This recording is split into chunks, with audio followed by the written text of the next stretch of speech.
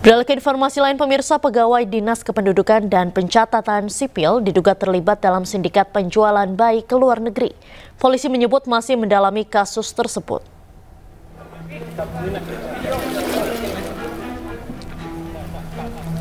Polda Jawa Barat telah menangkap 13 orang tersangka dalam kasus penjualan bayi ke Singapura. Sementara terkait dugaan adanya keterlibatan pegawai Disduk Capil Kementerian Dalam Negeri, Direktur Ditreskrimum Polda Jawa Barat Kombes Polisi Surawan mengatakan pihaknya masih mendalami hal tersebut. Surawan juga menjelaskan akan menindak tegas oknum pegawai Disduk Capil jika terbukti terlibat sesuai dengan arahan Menteri Dalam Negeri Tito Karnavian.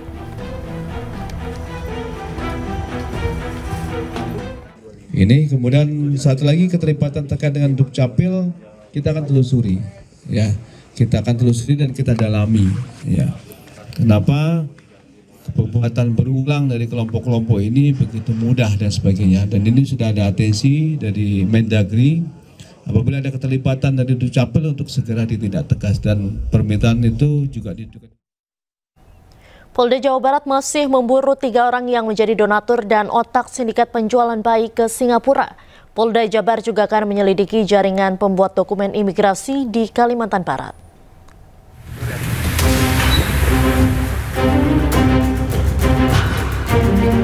Polda Jabar menetapkan 13 orang tersangka atas kasus penjualan bayi ke Singapura. Tersangka baru berinisial Y bertindak sebagai perantara penjualan bayi. Hingga kini masih ada 3 orang yang dikejar oleh petugas yang diduga berada di Pontianak. Ketiganya berperan sebagai donatur, agensi, dan penampung bayi-bayi malang tersebut. Petugas juga akan melacak orang tua kandung dari 25 bayi yang telah berhasil dijual untuk dimintai keterangan. Polisi juga terus menelusuri jaringan pembuatan identitas bayi hingga pembuatan kartu keluarga untuk dokumen keimigrasian. Nah, ketika ke Singapura inilah orang tua palsunya tadi juga ikut sana, seolah-olah dia adalah orang tua hasil dari bayi itu, menyampaikan bahwa memang karena kondisi ekonomi yang tidak memungkinkan untuk merawat anak sehingga mereka akan menjual bayinya untuk diadopsi oleh adopter yang ada di sana. Polisi akan terus mendalami kasus ini, terutama tempat penampungan bayi yang tersebar di Bandung, Jakarta, dan Pontianak. Dari Bandung, Jawa Barat, Muji Praitno, iNews melaporkan. Pemirsa, Kejaksaan Agung kembali memeriksa bos Ritex Iwan Kurniawan Lukminto dalam kasus dugaan korupsi pemberian kredit bank.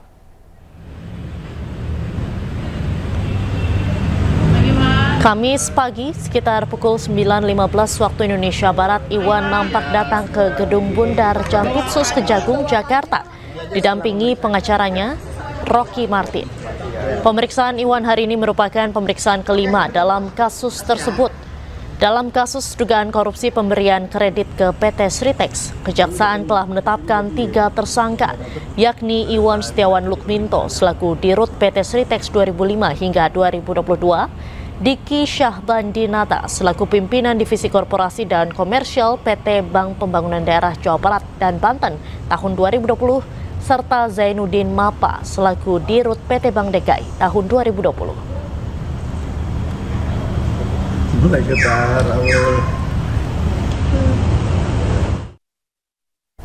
Pemirsa, Kejaksaan Agung kembali memeriksa bos Ritex dalam kasus dugaan korupsi pemberian kredit bank. Dan untuk mengetahui informasi selengkapnya, kami sudah terhubung dengan rekan Jessica Winoto langsung dari Gedung Kejaksaan Agung Jakarta. Selamat malam, Jessica. Bagaimana pemeriksaan Dirut PT Sritex pada hari ini? Apakah sudah selesai? Ya, selamat malam Diandra dan juga pemirsa. Untuk informasi pemeriksaan dari Dirut PT Sritex yaitu Iwan Kurniawan Lukminto telah selesai sejak pukul 17.30 waktu Indonesia Barat, yang mana tadi informasinya Iwan telah tiba di Gedung Bundar Jampitsus Kejaksaan Agung Republik Indonesia pada pukul 9 pagi waktu Indonesia Barat.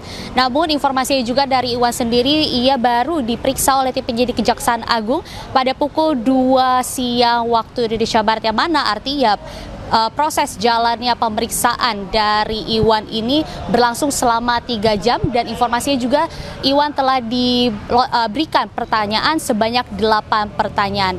Dan juga informasinya Diandra dan juga pemirsa, Iwan hadir untuk pemirsa pada hari ini adalah pemirsa yang kelima sebagai saksi, yang mana perannya cukup penting untuk membantu kelancaran proses pengungkapan kasus dugaan tindak pidana korupsi pemberian kredit bank kepada PT Sritex, yang mana informasinya ia adalah seorang direktur dari 3 anak perusahaan, yang mana ini juga berguna oleh tim penyidik Kejaksaan Agung Republik Indonesia untuk membantu memberikan keterangan aliran dana kepada dari kredit bank yang diberikan kepada PT Sritex. Dan juga Diandra dan juga pemirsa dapat kami sampaikan untuk secara latar belakang dari kasus ini pun informasinya awal ya PT Sritex ini memang diduga sudah berada di kondisi yang tidak baik-baik saja atau statusnya memiliki resiko yang sangat tinggi untuk gagal bayar, yang mana ini artinya PT Sritex sebenarnya dan seharusnya tidak memenuhi kriteria atau syarat untuk mendapatkan kredit dari bank, tetapi bank yang terjerat pada kasus ini masih tetap memberikan kredit kepada PT Sritex. Sementara itu, Diandra. Baik, terima kasih Jessica Winoto melaporkan langsung dari Kejaksaan Agung Jakarta. Selamat malam, selamat kembali bertugas. Pemirsa, Kejaksaan Agung menemukan dokumen investasi dari kantor Gotoh diduga terkait dengan korupsi pengadaan laptop di era Menteri Nadiem. Direktur Penyidikan Kejagung juga menyebut ada perjanjian co-investment 30% dari Google di korupsi laptop tersebut.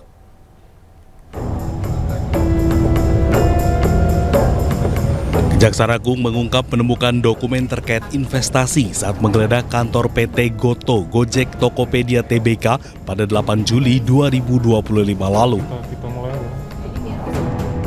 Namun Kapus Penkum Kejagung Anang Supriyanta tidak menjelaskan secara rinci dokumen investasi yang dibawa Kejaksaan Agung tersebut. Sementara itu, dalam konferensi pers pada 15 Juli 2025, Direktur Penyidikan Jaksa Agung Muda Bidang Tindak Pidana Khusus Abdul Qohar menyebut ada perjanjian co-investment sebesar 30% dari Google sebagai imbalan karena mendapat proyek program digitalisasi pendidikan berupa pengadaan laptop Chromebook. Dan jasa terkait dengan Chrome OS. Pada bulan Februari dan April 2020, 6 bertemu dengan pihak Google, yaitu William dan Putri Ratu Alam, membicarakan pengadaan TIK di Kemendikbudristek. Selanjutnya JS menindaklanjuti perintah 6 untuk bertemu dengan pihak Google tersebut. Kemudian membicarakan teknis pengadaan TIK di Kemendikbudristek. Abdul Qohar juga mengungkap para tersangka membuat grup WhatsApp yang bernama Mas Menteri Core Team. Grup WA tersebut dibuat oleh tersangka Juristan dan Nadiem sebelum jadi menteri membahas pengadaan laptop dalam rangka digitalisasi pendidikan. Beralih ke kasus lain, pemirsa, mafia migas Riza Khalid masih diburu lantaran 3 kali mangkir dari pemeriksaan Kejaksaan Agung sebagai saksi. Kini Kejagung menjadwalkan pemeriksaan Riza sebagai tersangka pekan depan.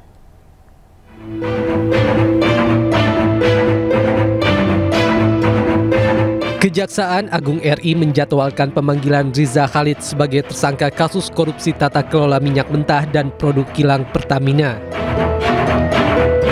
Rencananya pemeriksaan pertama pada Riza sebagai tersangka akan berlangsung pekan depan. Bersangkutan akan segera dipanggil nanti oleh penyidik sebagai tersangka untuk pertama kali.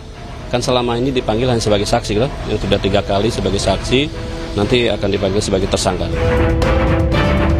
Sebagai pemain lama dalam bisnis migas dan dekat dengan penguasa, Riza Khalid dikenal licin.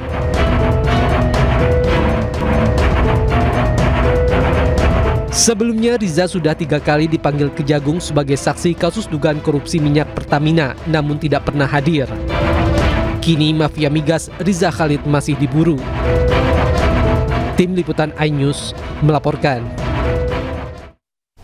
Meski Kejaksaan Agung sudah menetapkan Riza Khalid menjadi tersangka dan dijadwalkan diperiksa, keberadaannya masih menjadi misteri. Kemlu Singapura menyatakan Riza tidak ada di sana, sementara awal Februari dia terdeteksi di Malaysia.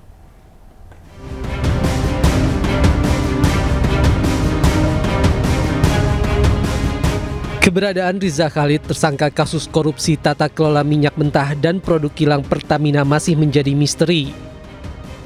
Beberapa waktu lalu, Kejaksaan Agung Republik Indonesia menduga mafia migas itu berada di Singapura. Terkait hal tersebut, Kementerian Luar Negeri Singapura mengatakan berdasarkan catatan imigrasi menunjukkan bahwa Riza Khalid tidak berada di Singapura dan telah lama tak memasuki negara Singapura. Merespon hal tersebut, Kejaksaan Agung RI menyatakan apresiasi atas dukungan pemerintah Singapura terhadap proses hukum yang berjalan di Indonesia.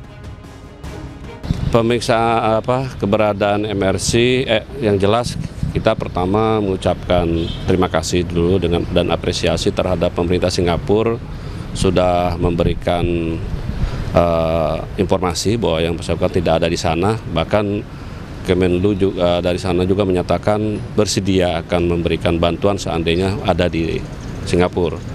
Artinya ini kita sudah memastikan bahwa yang bersangkutan tidak ada di sana. Berarti kita coba menjalin nantinya informasi dengan negara-negara tetangga lain yang mungkin kita ada bekerja sama. Sebelumnya Riza terdeteksi pergi ke Malaysia pada 6 Februari 2025. Kepergiannya beberapa hari sebelum anaknya Muhammad Keri Adrianto ditetapkan sebagai tersangka kasus dugaan korupsi tata kelola minyak mentah dan produk kilang PT Pertamina tahun 2018 hingga 2023. Menurut PLT Direktur Jenderal Imigrasi Yuldi Yusman, 6 Februari lalu, Riza terdeteksi menuju Malaysia melalui Bandara Suta dan hingga kini belum kembali ke Indonesia. Kini pihak imigrasi Indonesia telah berkoordinasi dengan pihak imigrasi Malaysia dan polisi Malaysia guna mencari keberadaan Riza Khalid.